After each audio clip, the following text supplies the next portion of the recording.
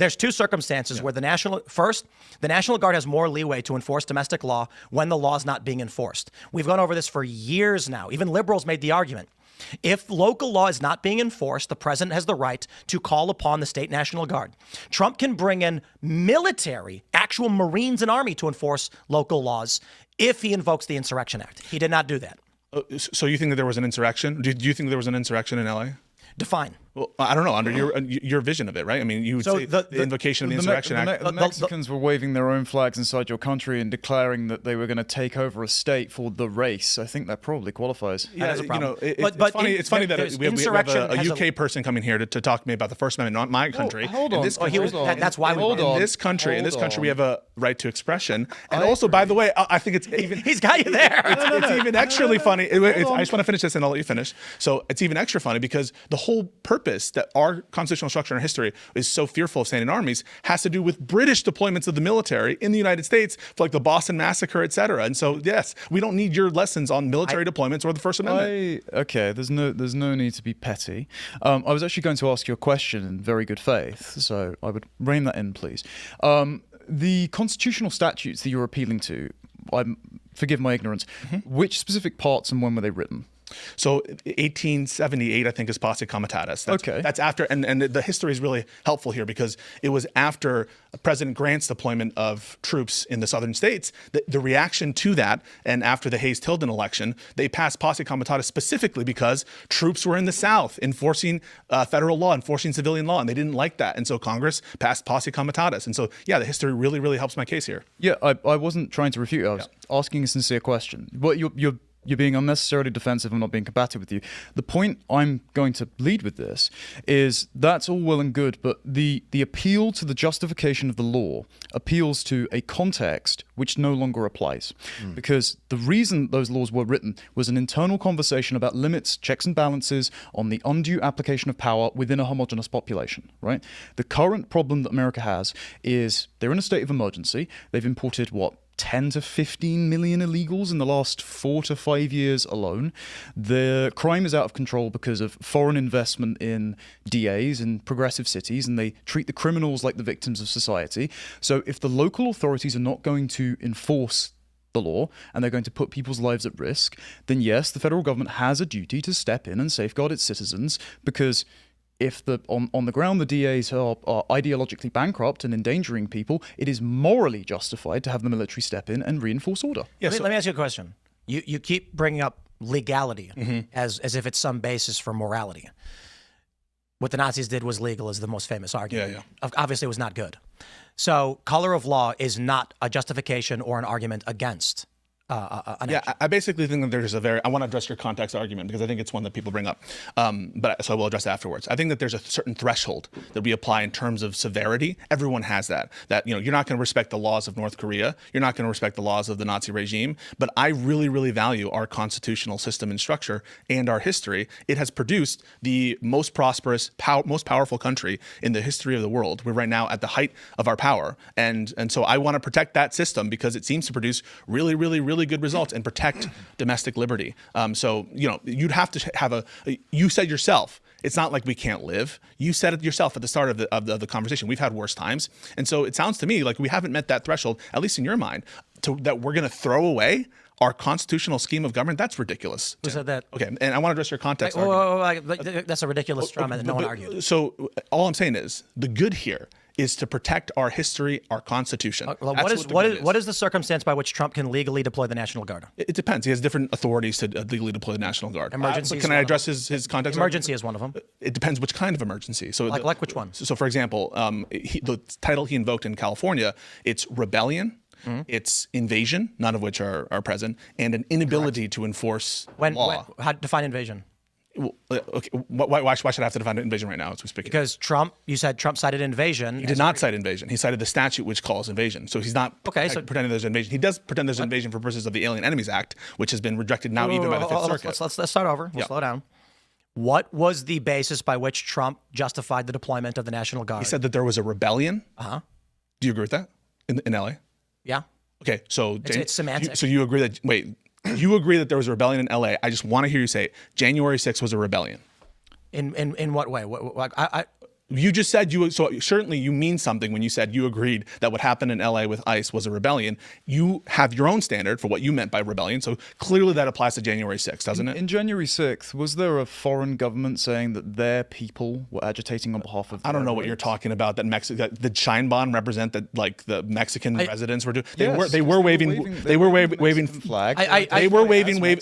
were waving foreign flags on January 6th. They were waving Georgian flag, the country of Georgia flag. They were waving. Was the head of Georgia agitating for Georgian national citizens or ethnically Georgian? That turns on whether something is a rebellion. Or invasion. So whether or not they're waving a flag and whether a foreign country is saying that these are our shock troops to leverage political. That changes in your mind whether something is a rebellion or not. Or an invasion, yes. Of course it does. The important thing to consider is the legal definition versus the colloquial or the semantic as interpreted by different individuals.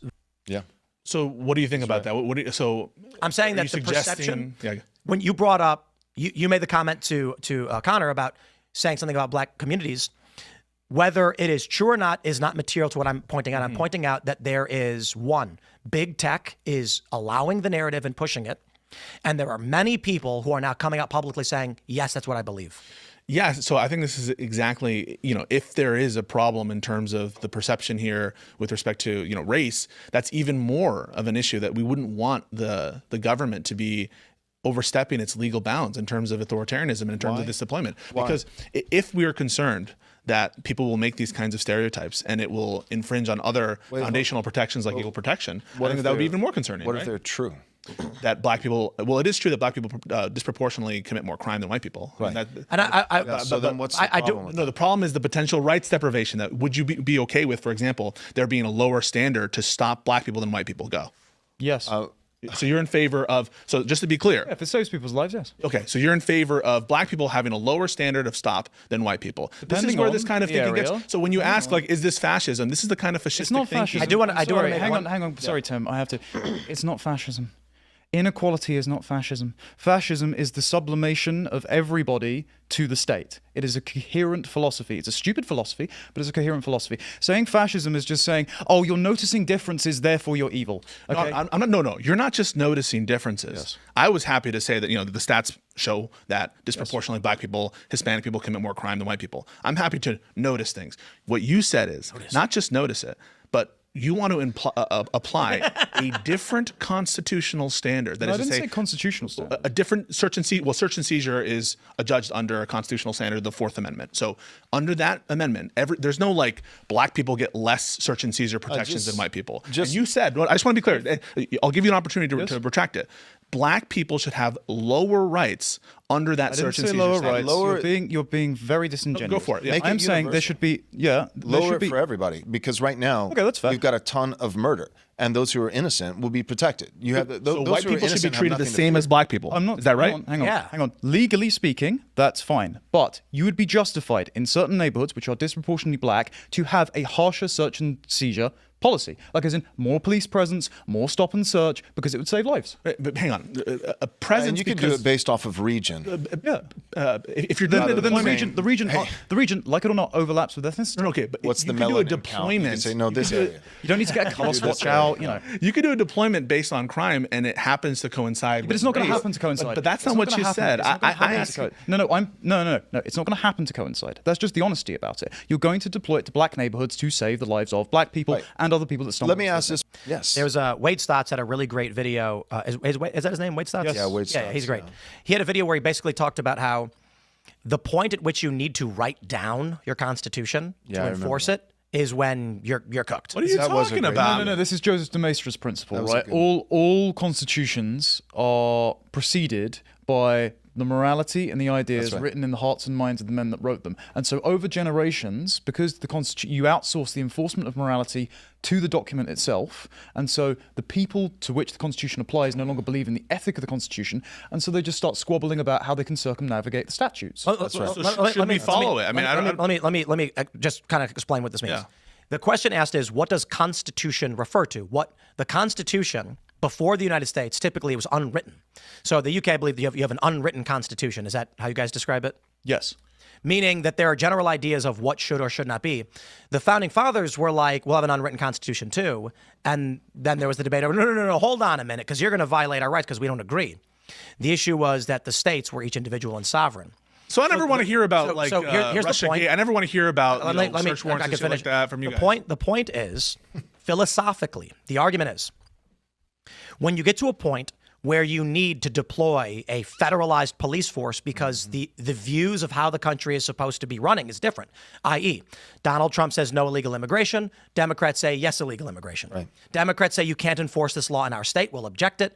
And Donald Trump says I can. And then the interpretation of the Constitution as written is completely different among these two groups. So what would it take for you to Joe Biden removing the razor wire, against Abbott or, things like that? Like it's just the opposite. Let's not get into that. There are reasons for that as well. And it has to do with the fact that you have to follow the law in terms of the Immigration Nationality Act. You have to process these people. You have to apprehend them, and you have to put them through immigration. But the point you need past that and just, right. So let me make this point. What would it take for you to say to Trump, this is bad, that your deployment in Chicago is bad? What would it take? What kind of thing would he have to do with the National Guard in Chicago for you to... That's an open-ended question with a million outcomes. Yeah. So if it's not enough for him to break the law. A National Guardsman is caught jacking off on the corner of 47th. No, but that's the individual guard. I'm just saying the deployment itself. A battalion caught jacking off. The deployment itself. Altogether. Trump could say... oh my God, Trump, what's going on? It's bad. Trump could say, I want to deploy the Marines in every major city in this country to stop crime. And you would be in support of that, wouldn't you? What is the... Not necessarily. I mean, it's kind of a vague generality. I don't understand. It's not vague at all. I'm giving you something concrete. The same kind of deployments in LA. Listen. Let's not have kindergarten questions. It's not kindergarten at all. I mean, it certainly is. There's no limiting principle here. You're going to. If there were mass riots across the country in every major city, and Trump said the local police have failed to enforce this, I'm deploying the military, I'd say, okay. All I'm trying to say is, you guys think that it's like no big deal. It's no big deal to deploy the National Guard. It is a big deal. It is a big deal. And what we have happening in major cities in America right now with the crime rate is a big deal. It merits it. And is violating the law a big deal? Can I ask a question on that, just to understand? Is the reason you're against it because it violates the law? That's one of the reasons. Yeah. Okay. So, correct me if I'm wrong. I'm going to try and accurately characterize your position. The law, you see it as a neutral arbiter that can... Okay, you're shaking your head. No, I don't know what you mean by neutral arbiter. As in, it's a set of rules that keeps the peace that sits atop different competing groups' conceptions of the good. I largely think that characterization is okay. Okay, yeah. I'm literally not trying to strawman you. The law itself, though, would you not agree, rests on a set of culturally particular givens? No doubt. Okay, right. If those circumstances have changed, would it not require a change in the law or a change in the application of law to restore those circumstances? Potentially. I think that sometimes cultural differences, changed attitudes, changed ethical outlooks justify changes in the law. Okay, so the well-regulation of a militia, the allowance of each state to govern itself, thinking its police force would act in the interests of its own citizens with different geographical particularities. That was fine for a settlement for a few hundred years. You had problems, of course. You had the Civil War, etc. Sure. You had the confiscation of firearms, as Tim said. But broadly, you could return to source. Do you not see in certain places like Chicago, like LA, where civilization has just broken down into violence, that a more forceful application of the law would be temporarily necessary in order to restore order? A bit like in the Roman Republic when you had a Caesar figure like Cincinnatus step in for a little while and then renounce that power. That guy was based. He was. He's very good. Yeah. So basically you're asking me, would I be in favor of legal changes to the law to make this? A temporary centralization of power to then recreate the conditions where self-governance is possible again. The answer is no. I don't think that the military is suited for regular civilian deployments because I think that they're essentially, they have a lot of different interests. I think they're very honorable, but they're murder machines. They're trained to be killers. That's not correct. Hang on. That's they're about combat infantry? People like regulars in the military, they're trained to kill. They're not trained in the same way that we train our civilian law enforcement. A dude I knew who did IT work for the military wasn't a killer. No, you know what I'm talking about. He was physically fit. Let's be real. They do PT. No, I understand the They're point being trained. They are being trained for combat. Yeah, they're scenarios. trained for force. They're being trained to. And this is a situation where force is required. That doesn't mean that they're unhinged or. I'm not saying no. I'm literally. I just want to make sure. I got to clarify this. What percentage of the military do you think are actually combat infantry? I'm not sure. It doesn't matter because the people who are being deployed are combat infantry right now. That's fair. They're not going to deploy the IT guy on the street corner, right? Okay, so let's just clarify when you're like the army itself is. The people who are being deployed, the regulars who are being deployed right now. They're combat. They're combat people. I'm not saying that they're mindless machines. I'm not saying that they're, but they have. You said they're murder. Did you say murder machines? Yeah, you did. Yeah. Listen, I'm not saying they're. They have greater. Killing machines listen. still would have been wrong. You went straight for murder machines. They have greater trigger discipline than your average police officer. I am not telling you that there's anything wrong with that, right? Especially I female want, police like officers. Kamala Harris said, I want our military to be the most lethal fighting force. Don't you? You like Kamala Harris? Yeah. I'm not familiar with you. Can we not? She's way better than Trump. Way better than Trump. Way better than Trump. Way better Okay, than I'm Trump. sorry, He's been on the show multiple times. The That's last hour, I've just disregarded love him, we everything. love you him. said. Wait, I can't accuse you of being biased. I mean, that's impressive. Can you just address it? Right. So you want, don't you, your combat infantry to be yes, murder machines, trained, killing machines? No, Come on, don't say murder. Okay. Yes, I I got want triggered by the word murder. You know what I'm talking because about. it's not Okay, murder. triggered. It's not I'm murder. getting You're triggered. Mr. Technical This is over here crazy. using the right words. You know what I'm It's not talking murder. about. I'm gonna answer- Killing I'm- machines. Do I want them to be highly trained and lethal? Lethal. Yes. Yes. That's what I'm talking. You understood what I was talking about. I'm But gonna you answer. understood what I was talking guys. about. Okay. You here? Why don't you answer the question? It's like your brain is what were those Duplos? I don't know what a Duplo is. Exactly. What's a Duplo? Duplo were the really big Legos because little kids didn't have the I ability to never heard of comprehend that. small shapes. Wait, no, but hang on. You keep doing the same thing where you say, what about this problem? Do you agree with an absolute? I don't. What about this absolute? I Is don't agree more with it. crime worse? More crime is worse. Okay. But so now that we have now less we're playing- crime, Okay. if we have less crime, is that Can I less of a come in problem? on that, please? Oh my God, he's retarded. Can I come in on that, please? Yeah, go for it. Is more crime worse? Yes. Okay, All excellent. equal. You said earlier Kamala Harris is better than Donald Trump. Yeah. Okay. Every single crime committed by an immigrant, legal or illegal, is optional. They didn't need to be in the country. She wanted to increase immigration, and under her watch, 10 million illegals came into the country. So therefore, your policies are directly supporting an increase in crime. No. So first of all, there could be a lot of different reasons why. Oh, now he found nuance. Now he found the It's not Legos. nuance. There you go. There could be a lot of It's different. disingenuous. Hang on, it's I not can get granular hang on when a it second. affects my It's not politics. disingenuous at all. Yeah, it is. So hang on. Would you vote? It's absolute when it applies to your political opponents, but it's granular Hang on when a it second. applies to No. you. Shut the fuck up, dude. Hang on. Let's do it one-on-one. Hey, been real doing quick. it the whole time. Real quick. Please. So, would you vote for Trump if you knew that it would increase slightly the crime rate versus Kamala Harris? But that's untrue, though. No, if it were, but I didn't have breakfast. okay. I didn't have breakfast. I didn't have breakfast. Holy shit, dude! I It's called a understand- I fucking understand- hypothetical. Why? Number Why would one, crime go up? number Why one, would number crime one. go up? Don't Why? swear at me. Hang on, Don't hang swear on. at me. Hang on. I've been hostile to you the entire show. There's no need to be passive aggressive. There's Just no need to be answer rude. the question, No, I bro. can. You I guys can. are fucking. I can. Okay, I can. In what sense? As in, why? Why would it? No. Why would it? So let me just give me a second. What he's going to do is he's going to say, would you vote for Trump if it would increase the crime? Yes. In certain circumstances where Trump would do one thing that would be a net positive with a net negative, he will then turn it around and present with an absolute saying, aha, you support this crime. is exactly No, this no, is it's exactly not. why I'm asking a follow-up. Listen, this is you what I'm haven't saying. been- This is what I'm saying. Just because even if I bought onto your assumption that Kamala Harris would increase crime in this country, I don't buy that assumption. I don't think that's borne out. I don't know. You're distinguishing Other than also. He's insinuating years Trump. that You're she was distinguishing. in You're office. distinguishing also between like immigrant crime and non-immigrant crime. Basically, what I'm saying, It's because all immigrant crime is an option. If they weren't here, they wouldn't commit the crime. All I'm trying to say is that there are a lot of different reasons that go into why you would vote for someone. What I'm trying to isolate Tim on is crime less of an issue today than it was 30 years ago? And so regardless of my answer to whether I would vote for Kamala Harris, notwithstanding the increase in immigrant crime, Let me- your assumption Let is. me answer this, okay?